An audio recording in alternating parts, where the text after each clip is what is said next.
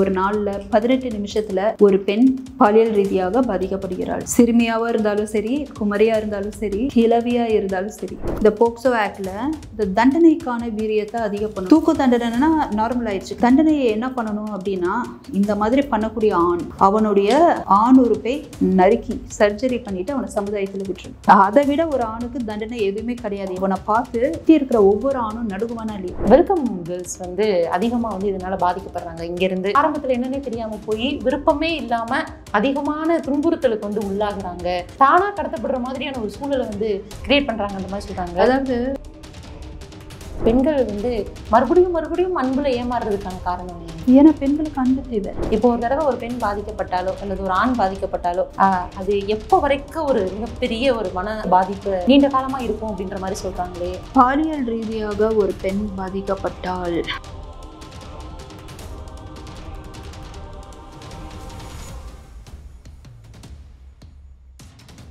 Study in Singapore, Mauritius. Easy entry to Canada, UK, Europe, Australia, New Zealand. For admission contact 7904-710-512.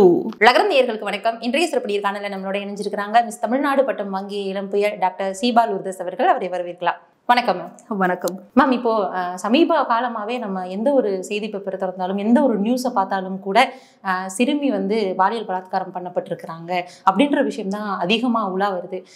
இதற்கு பின்னணியில் என்ன இருக்கு? சரியான விழிப்புணர்வு மக்களுக்கு இல்லையா, இல்லை பாதுகாக்க வேண்டிய கடமைகள் சரியா பூர்த்தி செய்யப்படவில்லையா? அதை பற்றி கொஞ்சம் சொல்லுங்க மேம்.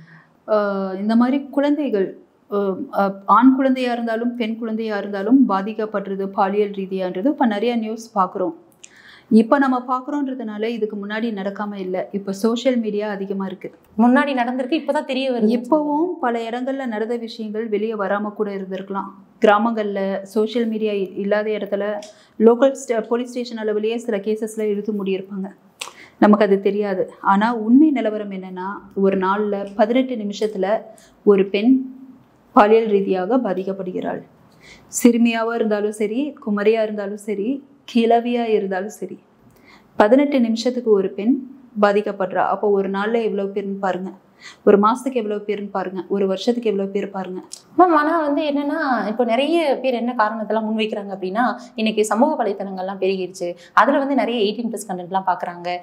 ஒரு 14 வயசு அந்த ஹார்மோன் அந்த டீனேஜில் இருக்கிறவங்க தான் அதிகமாக பார்க்குறாங்க. அதனால் அவங்களுக்கு அந்த மாதிரியான தாட்ஸ்லாம் வருது. இந்த மாதிரியான செயல்களில் முடிஞ்சிருதுன்ற மாதிரி சொல்கிறாங்க. என்ன மாதிரியான தாட்ஸ் இருந்தாலும் 18+ கண்டென்ட் பார்த்தாலும் போதைன்ற ஒன்று சமுதாயத்தில் இறங்கிருச்சுன்னா, போதைக்கு தாய் தெரியாது, பேத்தி தெரியாது. ரேப் பண்ணவன்லாம் 56 வயசு 75 வயசு ஆட்கள் எவ்வளவு நியூஸ் பார்ப்போம். அவன் பார்க்காத தாயா, அவன் பார்க்காத சகோதரியா, மகளா, பேத்தியா, இன்னொரு பெண் குழந்தை மேலே கை வைக்கிறான் 75 வயசு ஆளில். போதைன்ற ஒன்று சமுதாயத்தில் உலவர ஆரம்பிச்சிச்சு அப்படின்னா இது ரொம்ப அதிகமாக தான் ஆகுமே தவிர்த்து அவங்ககிட்ட போயிட்டு நம்ம எத்திக்ஸை எதிர்பார்க்கவே முடியாது. ஏன்னா போதையில் இல்லாதவன் என்னதான் 18+ கண்டென்ட் பார்த்தாலும் ஒரு தெளிவு இருக்கும். தூக்கி உள்ளே போட்டுருவாங்க, லாடம் கட்டிடுவாங்க, பெரிய பிரச்சனை அப்படின்னு. போதையில் இருக்கிறவன், எக்ஸ்ட்ரீம் போதையில் இருக்கிற சிலர்லாம் நாங்கள் பார்த்துட்ருக்கோம். சைக்காலஜிக்கல் கேஸு, கையை காலை அறுத்து ரத்தம் வந்துட்டுருக்கோம். வலி தெரியாதுங்க, வலி தெரியாது, தெளிவாக இருக்க மாட்டான். போதையில் இருக்கிற முக்காவாசி ஆண்கள் பார்த்திங்கன்னா காம உணர்வு அதிகமாக தூண்டப்பட்டவர்களாக இருப்பாங்க. இந்த போதை என்ன பண்ணணும்னு நீங்கள் நினைக்கிறீங்க? எதுக்கும் துணியலான்னு நினைப்பாங்க. காம உணர்வு அதிகப்படுத்தும். இது ப்ரூவன், இட்ஸ் ப்ரூவன். அதுக்கு நம்ம மெடிக்கல் சயின்ஸ் படிச்சிருக்கணும்ட்டு இல்லை. Scientifically there are many reasons. Drugs அதை ரொம்ப ப்ரொவோக் பண்ணும். அப்பன்னும் போது கண்ணுக்கு கடிக்கிறது ஒரு பிஞ்சு குழந்தையா இருக்கும், இவனுக்கு அது ஒரு செக்ஸ் டாய். அதுதான் இப்போ நடந்துட்டு இருக்கு. எந்த மனநிலைமையில மேம் ஆண்களுக்கு அப்படி ஒரு எண்ணம் வருது? இப்போ என்னதான் இருந்தாலுமே கூட தன் வீட்டு பெண்கள் இல்லை தன்னுடைய சித்தப்பா மகள், பெரியப்பா மகள், அந்த மாதிரியான எண்ணங்கள் எல்லாம் அந்த நேரத்தில் அத்து போயிடுமா? ஆண்கள் அப்படின்றது நம்ம ஏன் அதிகமாக குறை சொல்கிறோன்னா, அவங்களால மட்டும்தான் ரேப்புன்ற ஒன்று பண்ண முடியும். ஆனால் பெண்கள் 36 வயசு டீச்சரு படிக்கிற மாணவனோட பாலியல் உறவெல்லாம் நமக்கு அது தெரியும். அதில் இல்லீகல் அஃபேரு போக்சோ ஆக்டில் உள்ளே போனாங்க. ஆண்கள் விஷயத்தில் என்னென்னா, they have that physical power. பெண்ணு மைண்ட் அளவில் ஸ்ட்ராங்காக இருப்பாங்க. ஃபிசிக்கலி அது ஓகே. பட் ஒரு ஆணோட கம்பேர் பண்ணி பார்த்தா, ஒரு ஆண் ஃபோர்ஸ் பண்ணியோ இல்லை ரேப்ன்றது அப்படிதான் நடக்கிறது. ஒரு பெண் வந்துட்டு ஒரு ஆணை வந்துட்டு ரேப் பண்ணுறதுன்னா ரொம்ப ஒரு ஃபியூ கேசஸாக இருக்கும். நீங்கள் கேள்விப்பட்டிருப்பீங்க. அதாவது ட்ரக்கு கொடுத்துருப்பாங்க. ட்ரக்கு கொடுத்து ஒரு ஆணை வந்துட்டு ப்ரொவோக் பண்ணி அவனுடைய ஆண் உறுப்பை வந்துட்டு செயல்படுற மாதிரி வச்சு ரொம்ப ரொம்ப ரேர் சினாரியோ. ஆனால் யதார்த்தம் அது நடக்குமா? உங்களுக்கு புரியுதுங்களா? அதனால் நம்ம அதை பேசிகிட்டு இருக்கோம். ஆனால் இப்போது நடந்துட்டு இருக்கிற விஷயங்கள் என்ன ஆயிடுச்சு தெரியுங்களா? சமுதாயத்தில் ரேப்பு தானே, போக்சோ ஆக்ட் உள்ளே போகிறோம், கொஞ்ச நாளில் பெயிலு. இப்போ இந்த போக்சோ ஆக்டே பார்த்தீங்கன்னா 10 வருஷத்தில் இப்போ தான் கொண்டு வந்தது. நல்லா ஞாபகம் வச்சுக்கோங்க. முதல்ல இந்த போக்சோ ஆக்ட்ன்ற ஒன்றும் இல்லை. அதுக்கப்புறம் என்ன கொண்டு வராங்க? தண்டனை நிரூபிக்கப்பட்டால் 1 மாதத்தில் தூக்கு தண்டனை. அது பத்தும்னு நினைக்கிறீங்களா? இந்த மாதிரியான நார்மலான ஒரு தண்டனை அவன் வந்துட்டு எல்லாம் அனுபவிக்கிறான். எல்லாத்தையும் வந்துட்டு அனுபவிச்சுட்டு தூக்கு தண்டனையா, வேற வழி இல்லை, அவ்வளோதானு முடிஞ்சு போயிடுது. மற்றவன் எல்லாத்துக்குமே துணியிறான். தண்டனை ஸ்ட்ராங்காக இல்லை. ஒரு சின்ன எக்ஸாம்பிள் சொல்லட்டுமா? 2018 திருமுலை வாயிலில் 4 வயது பெண் குழந்தை எல்கேஜி படிச்சுட்டு இருக்குதுங்க. அந்த குழந்தையை பாலியல் வன்புணர்வு செய்யப்பட்டு அந்த பொண்ணுடைய வீட்லேயே பாத்ரூமில் அந்த பொண்ணை சடலமாக எடுக்கிறாங்க, கை கால் கட்டி. பண்ணது யாருன்னா பக்கத்து வீட்டில் உள்ள 56 வயது நபர் மீனாட்சி சுந்தரம். இந்த கேஸ் எல்லாம் கேள்விப்பட்டிருப்பீங்க. அந்த கொலையை மறைக்கிறதுக்கு மீனாட்சி சுந்தரமுடைய ஒய்ஃபே ஹெல்ப் பண்ணியிருக்காங்க. நடந்துருச்சு. அதுக்கப்புறம் அதை மறைக்கிறதுக்கு அந்த பாடியெல்லாம் இதுவும் வரக்கூடாதுன்ட்டு ஹெல்ப் பண்ணியிருக்காங்க. அந்த கேஸ் இன்னும் போயிட்டு இருக்கு. அந்த 56 வயது மீனாட்சி சுந்தரம் ஹார்ட் அட்டாக்ல செத்தே போயிட்டான். எவ்வளோ பேருக்கு இந்த கேஸ் தெரியும்? நான் ஒவ்வொரு காணொலியும் இதை ஞாபகப்படுத்துவேன். அவங்க அம்மா அப்பாவுக்கு எப்படி இருக்கும் மனசு? கோர்ட்டு கேஸ்ன்னு அழியிறாங்க. இப்போ கோர்ட்டு கேஸ்ன்னு எதுக்கு அழியிறாங்கன்னா, அட்லீஸ்ட் அவனுடைய ஒய்ஃப் அக்யூஸ்ட் இல்லை, பொம்பளைக்காவது, அவங்கன்னு சொல்றது கூட எனக்கு வாய் வரல, அந்த பொம்பளைக்காவது ஏதாவது தண்டனை வரணுமான்னு அலைஞ்சிட்டு இருக்காங்க. அப்போ சட்டம் இப்படி தான் ஆப்ரேட் ஆகுது.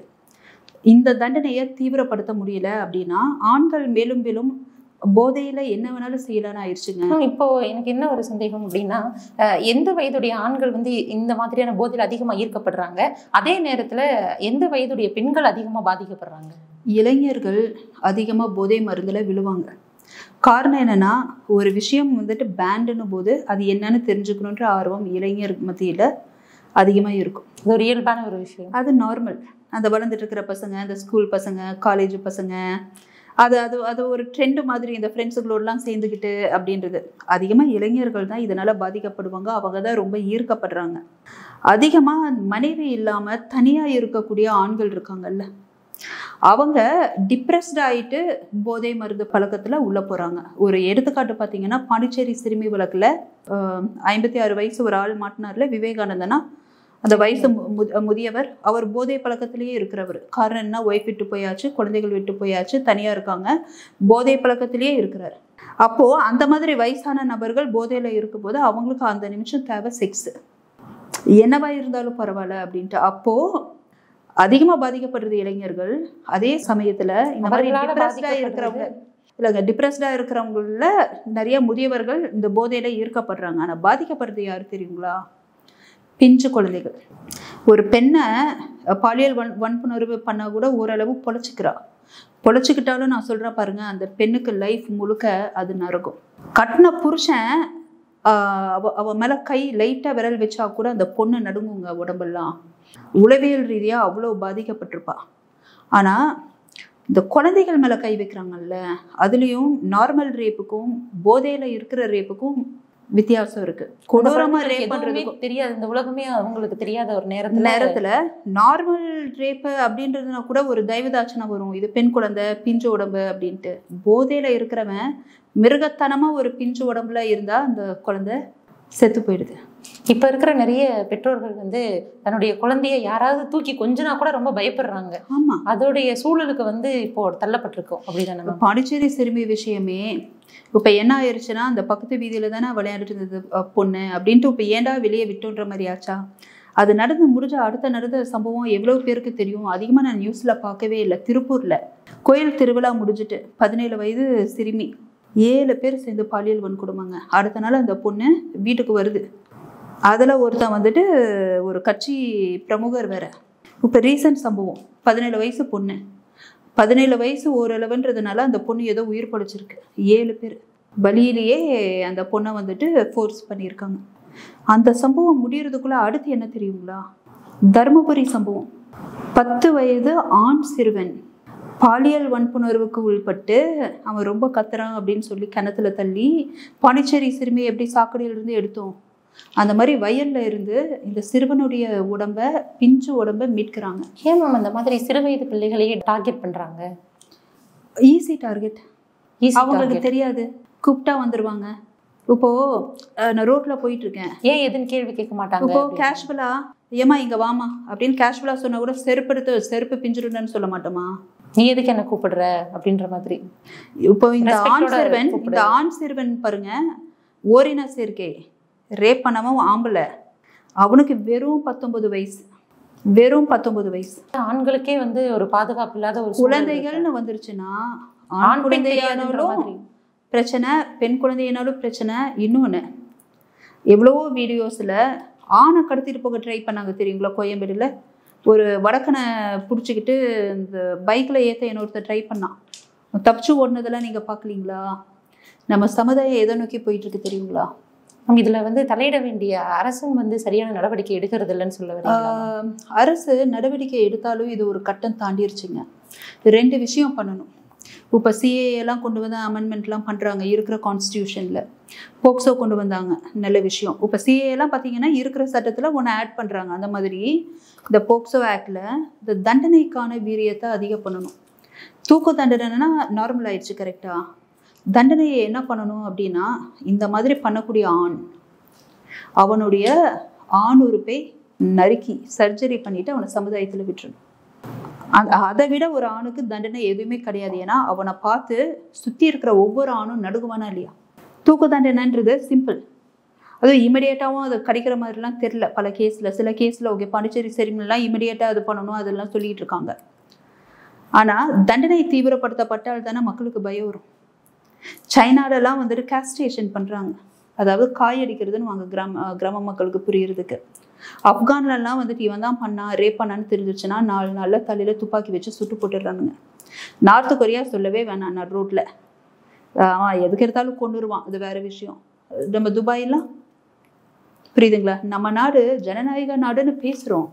ஜனநாயக நாடுன்னு நம்ம பேசுகிறதுனால, நம்ம வந்துட்டு ரொம்ப டெமோக்ராட்டிக்னு பேசுகிறதுனால இந்த மாதிரியான லூப் ஹோல்ஸ்லாம் இருக்குது. அப்படின்னா அந்த லூப் ஹோல்ஸை சரி பண்ணுறதும் ஜனநாயகம் தான். இப்போ இன்னொரு கேள்வி என்ன எழுது அப்படின்னா, பொதுவாகவே இந்த மாதிரியான ஒவ்வொரு தடவை இந்த மாதிரியான பாலியல் வழக்குகள் வரும்போதெல்லாம் இதற்கு காரணம் வந்து சினிமா தான் அப்படின்ற ஒரு பார்வை வந்து முன்வைக்கிறாங்க. ஏன்னா சினிமாவில் காட்டப்படக்கூடிய விஷயங்களை பார்த்து தான் அவங்க நிறைய வீடியோஸ் பார்க்குறாங்க, நிறைய இந்த மாதிரியான செயல்களில் ஈடுபடுறாங்கன்னு சொல்கிறாங்க. எந்த அளவிற்கு உண்மையானது? சினிமா ஆரம்பத்தில் இருந்தே இருக்குது. ஆனால் சினிமா வர போக போக எப்படி ஆயிடுச்சுன்னா, இளைஞர்களுக்கு இப்போ ஒரு ஹீரோ அப்படின்னா அவன் வாயில் ஒரு சிகரெட் இருக்கணும், நல்லா அந்த ஒரு மாதிரி அந்த புளிங்கோ ட்ரெஸ் எல்லாம் சொல்லுவாங்கள்ல, அந்த மாதிரி போட்டு பைக்கில் இருந்து அப்படியே ஒரு கால் அப்படியே எடுத்து வச்சுட்டு, உங்களுக்கு புரியுதா, அந்த மாதிரி அப்படியே இறங்கணுன்னா சுற்றி 4-5 பொண்ணுங்க வோ அப்படின்வாங்க. பொண்ணுங்களை அதான் விரும்புகிறாங்களா? படத்தில் அப்படி காட்டுவாங்க. உடனே இந்த பையன் என்ன பண்ணணும்னு நினைப்பான், இதுதான் ஹீரோயிசம் போல இருக்குது அப்படின்ட்டு சிகரெட்டை வாங்கி வாயில வச்சுக்கிட்டு அதே மாதிரி பண்ணிட்டு ஹீரோயிசம் காட்டுறேன் அப்படின்லாம் சொல்லுவாங்க. நம்ம சினிமா துறையை பொறுத்த வரைக்கும் எப்படின்னா, அந்த காலத்தில் வந்து ரொம்ப ரொம்ப ஆக்கப்பூர்வமான படங்களுக்கும் இப்போதுக்கும் நிறைய டிஃப்ரென்ஸ் இருக்குது. எல்லாம் கமர்ஷியல். ஒரு படம் கமர்ஷியலாக ஓடணும்னா ஒரு ஐட்டம் டான்ஸ் வேணும், சண்டை வேணும். ஜேபிஎம் மீது மாதிரியான படங்கள்லாம் எவ்வளோ வந்திருக்கு. ஜேபிஎம்மில் ஏதாவது நீங்கள் ஐட்டம் சாங் பார்த்தீங்க, ஏதாவது சண்டை காட்சி பார்த்தீங்க, ரொமான்டிக் காட்சி பார்த்தீங்க. ஆனால் சமுதாய கருத்து வந்துதா? மாமன்னு ஒரு படம் எடுத்தாங்க, நல்ல கருத்தை சொல்ல ட்ரை பண்ணாங்க. ஆனால் இளைஞர்கள்லாம் யாருக்கு கட் அவுட் வச்சு கொண்டாடினாங்க தெரியுமா? ஆண்ட பரபரடா அப்படின்னு சொல்லி சுற்றிட்டு இருந்தாங்கல்ல. ஃபஹத் ஃபாசில் நெகட்டிவ் கேரக்டர், அவங்கள இன்ஸ்பிரேஷனாக எடுத்துக்கிட்டு மீசியா முறுக்கிக்கிட்டு அது ஒரு எலும்பு கூட போடுற செயினை போட்டுக்கிட்டு பசங்க ஃபஹத் ஃபாசிலுக்கு பால் அபிஷேகம் பண்ணுறாங்க பேனர் வச்சு. அந்த ஃபஹத் ஃபாசில் எதிர்பார்த்துருக்க மாட்டாருன்றதான் உண்மை. அப்போது இளைஞர்கள் இப்போ என்ன மாதிரியான மண்ணல்ல வந்துட்டு இருக்காங்க அப்படின்னா, டெக்னாலஜி அதிகமாகுது. தான் எங்கேயோ ஒரு இடத்துல ஒரு இளைஞன் இருக்கானா அது 100 பொண்ணுங்களுக்கு தெரியப்படுத்த முடியும். முன்னாடி இப்போ நீங்கள் இருக்கிறீங்க, நீங்கள் ஃப்ரெண்ட்ஸ் மேக் பண்ணணும்னு வைங்க, நம்மளுடைய தலைமுறை முன்னத்த தலைமுறையெல்லாம் என்ன பண்ணுவீங்க? காலேஜில் ஏதாவது ஃப்ரெண்ட்ஸ் இருக்கணும், ஸ்கூலில் ஏதாவது ஃப்ரெண்ட்ஸ் இருக்கணும், அவங்களோட ஃப்ரெண்ட் அப்படின்ற மாதிரி அந்த மாதிரி தான் நமக்கு தெரியும். இந்த மாதிரி சோஷியல் நெட்வொர்க்கில் புதுமுகமாக நம்மளை பார்க்குறாங்க, இன்ஸ்டாகிராமில் நம்மளை பார்க்குறாங்க, யூடியூப் ரீல்ஸ் போட்டால் நிறைய பேர் பார்க்குறாங்க, மெசேஜ் பண்ணுறாங்க. அந்த கிரேஸ் பாருங்கள் பசங்களுக்கு. இப்போ அது அதிகமாக இருக்கா? அப்போ அவங்க அதிகமாக அட்டென்ஷன் அவங்களுக்கு கிடைக்குது இல்லை. இப்போ இதுக்கும் இந்த வழக்குக்கும் என்ன மேம் சம்பந்தம்? இளைஞர்கள் வந்துட்டு என்ன வேணாலும் பண்ணலாம், ஆனால் போதை மருந்தில் இறங்கிட்டு ஒரு லிமிட்டுக்கு மேலே இந்த மாதிரி ரேப் அதுன்னு நடந்ததுன்னா மிஞ்சி போனால் தூக்கு தண்டனை, எல்லாத்துக்கும் ரெடியாவான் இறங்குவான். மேம் இப்போ இன்னொரு கேள்வி என்ன வருது அப்படின்னா, இப்போ சினிமா அப்படின்னு பார்த்துட்டு இருக்கோம், மற்றவங்களை விடுங்க, இப்போ சிறுமிகளுக்கு எதுவும் தெரியாது. இப்போ அதில் நடிக்கக்கூடிய நடிகைகளும் இப்போ நிறைய வாய் திறக்கிறாங்க, இந்த மாதிரி அட்ஜஸ்ட்மெண்ட் ரிலேட்டடாக நிறைய பேசுகிறாங்க. அதே நேரத்தில் சமீபத்தில் ஒரு செய்தி வெளியாகி இருந்தது, அதில் கூட வந்து ஆபாச நடிகைகளாக நடிக்கிறவங்க அவர்கள் பாதிக்கப்படுறாங்கன்றதை தாண்டி கொல்லப்படுறாங்கன்ற ஒரு செய்தி வந்து வருது. எந்த அளவுக்கு அது உண்மையானது? கொல்லப்படுறாங்கன்ற மாதிரின்றது வதந்தி, ஃபுல் டீட்டெயில்ஸ் நமக்கு தெரியாது.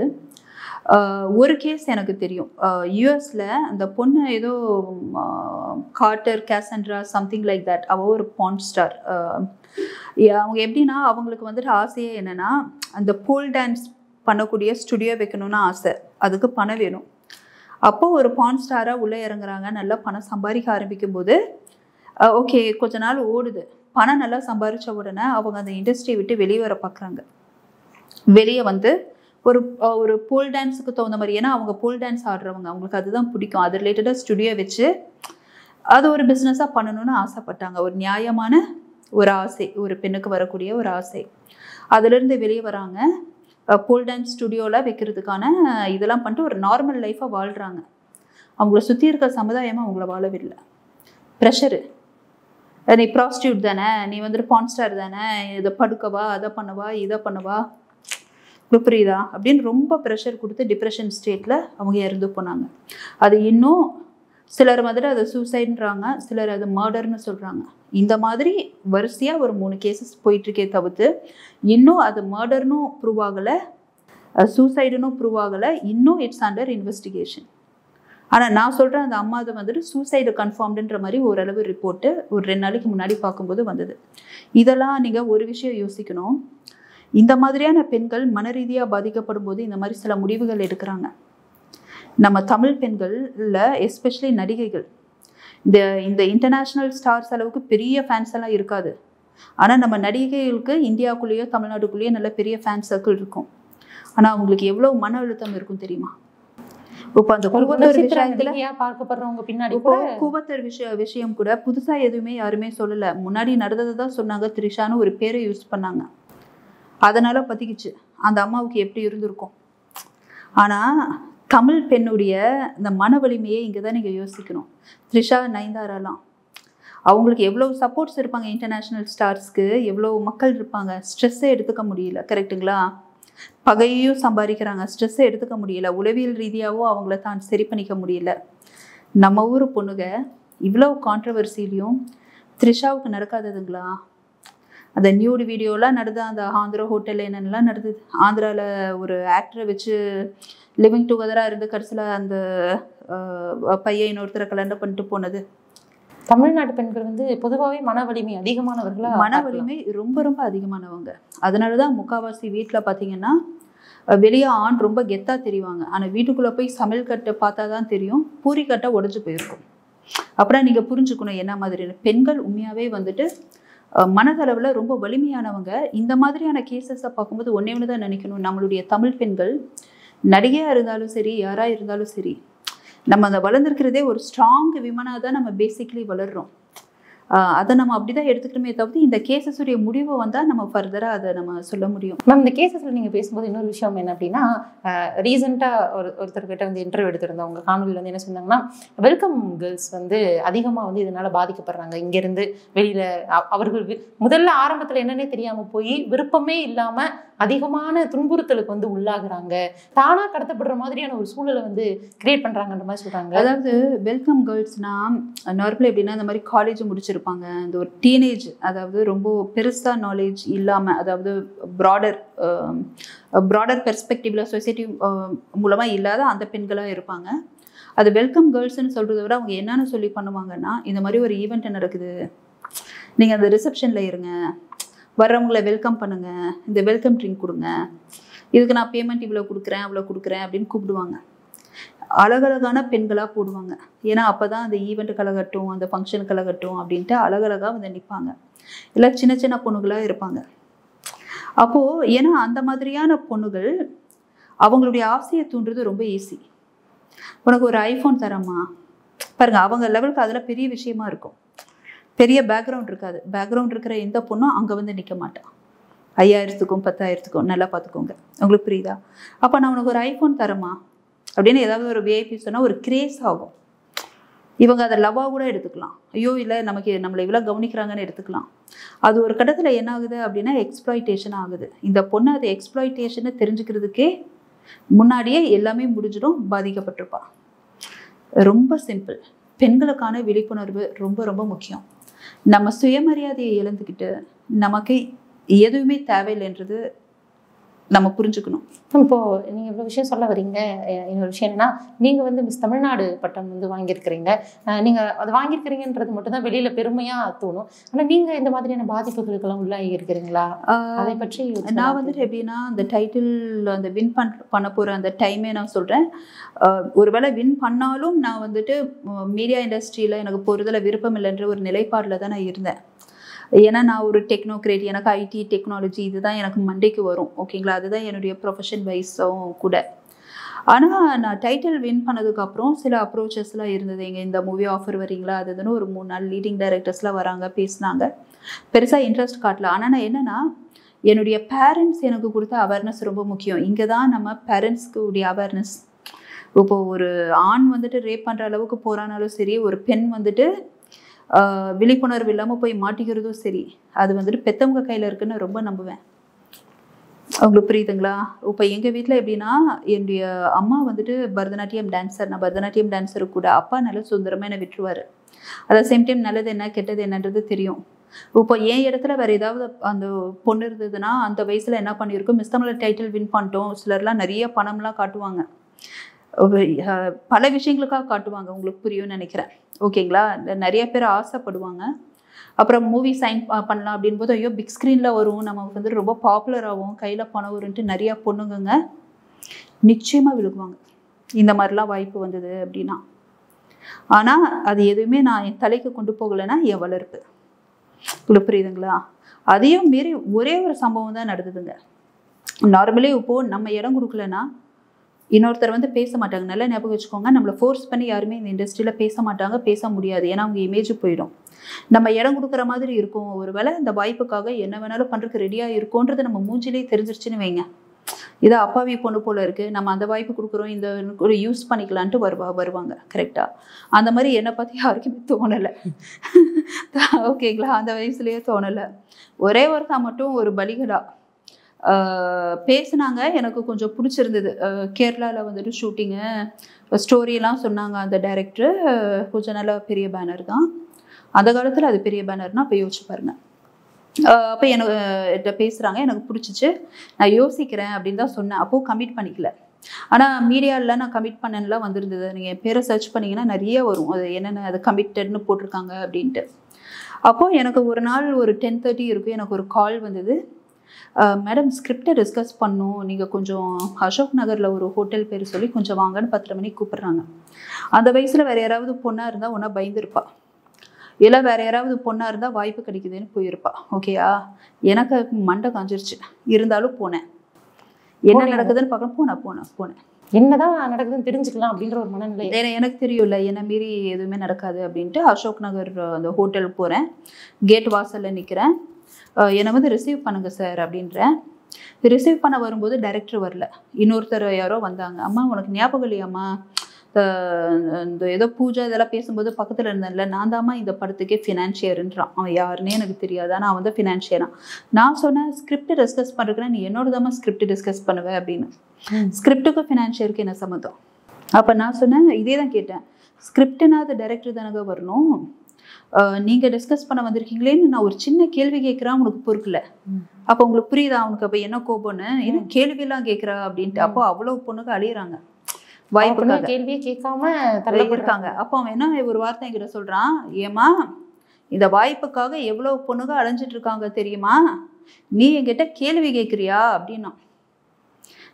சொல்லுன்னு இருந்ததுங்க. ஓகேங்களா, நான் ரொம்ப சாஃப்டான ஆள். ஆனால் இந்த மாதிரி விஷயங்களுக்கெல்லாம் கோபப்பட்டா பயங்கர, நான் யோசிக்கவே மாட்டாங்க, என்ன வேணாலும் ஆனாலும் பரவாயில்ல அப்படின்ட்டு. ஏன்னா கரெக்டான விஷயம் நமக்கு தெரியும்.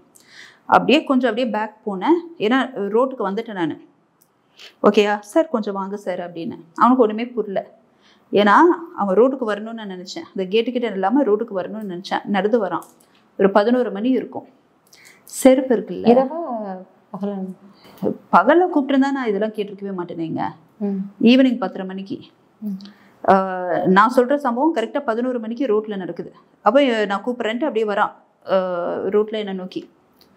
காலில் போட்டிருக்க செருப்பு இருக்குல்ல, அதுவும் நல்லா ஹீல்ஸோட ஒரு பூட்ஸ் மாதிரியான ஒரு செருப்பு, அப்படியே எடுத்து பலார்னு அரைஞ்சேன்.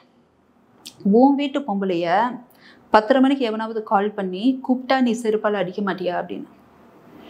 இன்னொரு வீட்டு பொம்பளையும் அப்படிதான். சினிமா நடிகையாக இருந்தாலும் சரி, ப்ராஸ்டியூட்டாக இருந்தாலும் சரி, புரியுதா, ஒரு எத்திக்ஸ் வேணும். 2 பேருக்கு பிடிச்சி போகணுங்க, புரியுதா.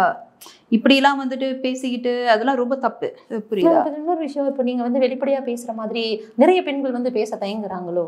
பேசணும்னு ஆசைப்படுவாங்க, அவங்களை சுத்தி இருக்க சமுதாயம் இருக்குல்ல. ஒருவேளை பின் விளைவுகள் வந்து அதிகமா ஏற்படும் அப்படின்றதுனால பின் விளைவுகள் என்னங்க?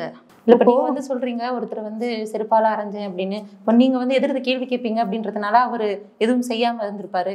மீன் வந்து இப்ப உயிருக்கே கூட ஆபத்து அப்படிலாம் இல்ல. அந்த ஆள் எதுவும் செய்யாமலாம் இல்ல. அந்த ஆள்னால வெளியே சொல்லவே முடியல. என்ன சொல்லவா முடியும், நான் செருப்பால் அடி வாங்கினேன்னு. அதுக்கப்புறம் இல்ல அச்சுறுத்தல்களோ இல்ல துன்புறுத்தல்களோ இல்ல இல்ல, அது டைரக்டா வராது. ஆனா என்ன பண்ணுவாங்கன்னா, அந்த காலத்துல ரெகுலரா நாங்கள டீனேஜர்ஸ் இல்ல, கொஞ்சம் ஈவினிங் ஆனா கொஞ்சம் பார்ட்டிஸ் அது இதுன்னு இந்த ரிசார்ட்ஸ்க்குலாம் போகும்போது ஒரு 2-3 தடவை ஒரு 2-3 பார்ட்டிஸ்ல உள்ள போகும்போது, இல்லைங்க you are blocked, you are பேண்டுன்னு சொல்லிக்கிட்டே இருந்தாங்க. எனக்கு புரியல, ஏன்னா அது எல்லாரும் போகிறாங்க, என்னுடைய ஃப்ரெண்ட்ஸ் எல்லாம் போகிறாங்க, என்னை மட்டும் பேண்டுன்னு சொல்கிறாங்க, நானும் என் ஃப்ரெண்டும் போகும்போது அப்படின் போது அப்புறம் விசாரித்து பார்த்தா அந்த ஆள் பின்னாடி இருக்கான். அந்த ரிசார்ட் ஈவெண்ட்டுக்கு அவன் ஸ்பான்சரர் போல். அப்போது அதுவும் இதெல்லாம் நடக்கிறது எப்போ, 3 வருஷம் கழிச்சு. அப்போ கழுகு காத்துக்கிட்டே இருக்குது, எப்போ மாட்டும் கொத்திக்கிட்டு போகலாம் மீனை அப்படின்ட்டு பார்த்துக்கிட்டே இருக்கு. இதில் பெண்கள் எந்த இடத்துல வந்து உஷாராக இருக்கணும் மேம், அதை சொல்லுங்களேன். பெண்கள் ஃபஸ்ட்டுங்க சுயமரியாதையில், இப்போது நான் வந்துட்டு போல்டுன்றதுனால போனேன், வேறு ஏதாவது பொண்ணாக இருந்தால் இன்ட்ரெஸ்ட் இல்லைன்னு வச்சிடணும். சுயமரியாதை இழந்து அப்படி சினிமாவில் நடிச்சு என்னங்க ஆக போகுது, உங்களுக்கு புரியுதுங்களா? அதாவதுங்க கை கால் இல்லாத பெண் கூட உழைச்சி சம்பாதிக்கிறா. சினிமாவுக்கு போகணும்னு ஆசைப்படலாங்க, நல்ல தயாரிப்பாளர்கள் இருக்காங்க, நல்ல டீமுகளும் இருக்க தான் செய்யுது. அவசரப்பட்டு எப்படி வேணாலும் நம்ம போய் நம்ம வந்துட்டு ஒரு ரூட்டை அடையலாம் அப்படின்னு நினச்சா பெண்களுக்கு தப்பு. அப்போ பெண்கள் என்ன யோசிக்கணும்னா, அவங்களுடைய வேல்யூவை அவங்க புரிஞ்சுக்கணும். பெண்கள் அப்படின்றவங்க ரொம்ப முக்கியத்துவமான, சமத்துவமான, மகத்துவமான ஒரு பிறவிங்க. ஆனால் அது பெண்களுக்கே நிறைய புரியுறது, பெண்களுக்கு தெரியாது, பெண்களுக்கு தெரியறது கிடையாது, ரொம்ப அண்டர் எஸ்டிமேட் பண்றாங்க. பெண்களை முதல்ல ஆண்கள் எந்த விஷயத்துல ஏமாத்துறாங்க, அதாவது இதெல்லாம் அடுத்தடுத்த ஸ்டேஜ். இப்போ உங்களை இப்போ அழைச்சாங்க போனீங்க, அதெல்லாம் வந்து அடுத்தடுத்த ஸ்டேஜ். முதல்ல வந்து எப்படி வந்து கணிக்கிறாங்க இந்த பொண்ணு செட் ஆகும்? சிறுவயது, அதாவது சிறுவயது பெண்ணா இருக்கு, குழந்தை பெண்ணுன்னு வைங்க, இந்த குழந்தைய மடக்கிறதுக்கு ஒரு சின்ன ஐஸ்கிரீம் லாலிபாப் போதும். ஸ்கூல் படிக்கிற காலேஜ் படிக்கிற ஒரு பொண்ணுன்னு வைங்க, பெருசா விவரம் இருக்காது, கையில் வந்துட்டு பெரிய பேக்ரவுண்ட் இல்லை அப்படின்னா, நான் கையில் உனக்கு ஒரு ஃபோன் கொடுக்குறேம்மா, உனக்கு ஒரு லேப்டாப் கொடுக்குறேம்மா, ட்ரெஸ் எடுக்கிறம்மான்னு அப்படி ட்ரெஸ் எடுத்து அப்படியே கொடுப்பாங்க. அப்போ அவங்களுக்கு என்னென்னா அது ஒரு ஈர்ப்பு வரும், நல்லா புரிஞ்சுக்கோங்க. அது செக்ஷுவலான ஈர்ப்பு இல்லை, கேரிங். பெண்கள் அப்படிதான் ஃபர்ஸ்ட் பார்ப்பாங்களே, உங்களுக்கு புரியுதுங்களா? ஒரு லிமிட்டுக்கு மேலே மெச்சூர்டான பெண்கள் இருப்பாங்க தெரியுமா, என்னை மீறி என்னையா பண்ண முடியும்னு மெச்சூர்டு நல்ல விவரம் தெரிஞ்ச பெண்கள், அவங்க எப்படி ஏமாத்தப்படுறாங்க தெரியுமா? உண்மையான அன்பு தர்ற மாதிரி, உங்களுக்கு புரியுதா? அதாவது இவங்களை அதாவது நம்மளை வந்துட்டு இந்த உலகத்திலேயே ராணி மாதிரி நம்மளை நேசிக்கிறாங்க அப்படின்ற ஒரு ஃபீலிங் கொடுத்து அந்த மாதிரி மெச்சூரான பொண்களையும் கவுத்துருவாங்க. ஆக மொத்த பெண்கள் என்னன்னா, என்னதான் ஸ்ட்ராங்காக அது இதுனாலும் ஒரு உண்மையான அன்பு அப்படின்ட்டு ஒருத்தர் வந்து கையை பிடிச்சி, ஓகேங்களா, அந்த ஒரு அன்பை காமிச்சிக்கிட்டே இருந்தால் ஒரு பெண் ஈஸியாக அவங்களுடைய வலையில விழுந்துருவா. ஏன்னா ஒரு பெண் என்ன எதிர்பார்ப்பான்னு நினைக்கிறீங்க? ஃபைனலி எவ்வளோ பெரிய போல்டாக இருக்கட்டும், என்னதான் படிச்சிருக்கட்டும், என்னதான் சொத்து வசதி இண்டிபெண்ட்டாக இருக்கட்டுமே, ஒரு பொண்ணு எதிர்பார்க்கிறது ஒரு உண்மையான அன்பு. அதற்கப்புறம் கழட்டி விடப்படும் பொழுது அவர்களுடைய மனநிலை, அவருடைய வாழ்க்கை அவங்க இன்னும் ஸ்ட்ராங் ஆவாங்க. இன்னும் ஸ்ட்ராங் ஆவாங்க. பெண்கள் ரொம்ப ஸ்ட்ராங் ஆவாங்க.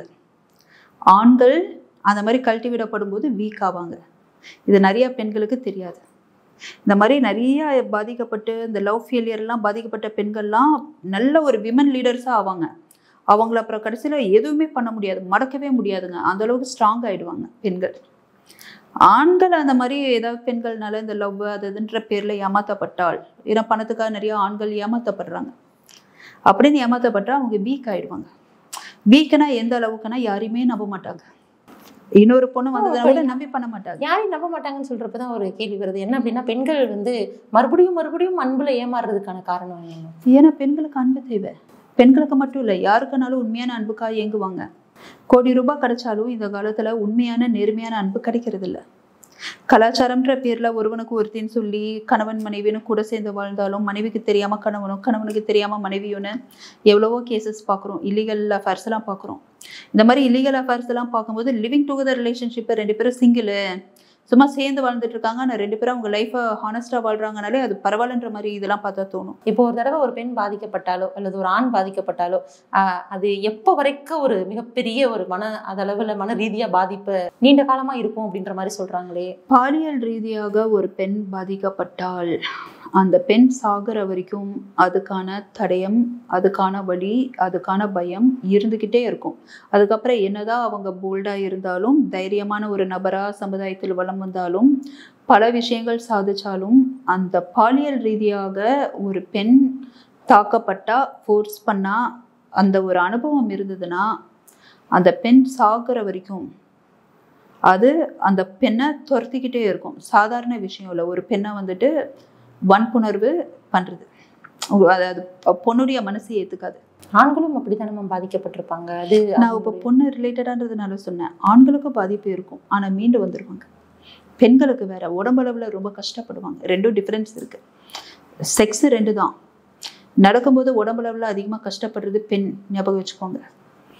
அந்த செக்ஸ் வந்துட்டு பிளஷர்ன்ற வரைக்கும் தான் அது பிளஷரு. அந்த ஆணை அந்த பெண்ணுக்கு பிடிச்சி போயிருந்ததுன்னா அந்த ஆண் தர்ற வலி கூட ப்ளஷராக இருக்கும், அவ்வளோதான். ஆனால் வலி தான் செக்ஸ்ன்றதை நீங்கள் புரிஞ்சுக்கணும்.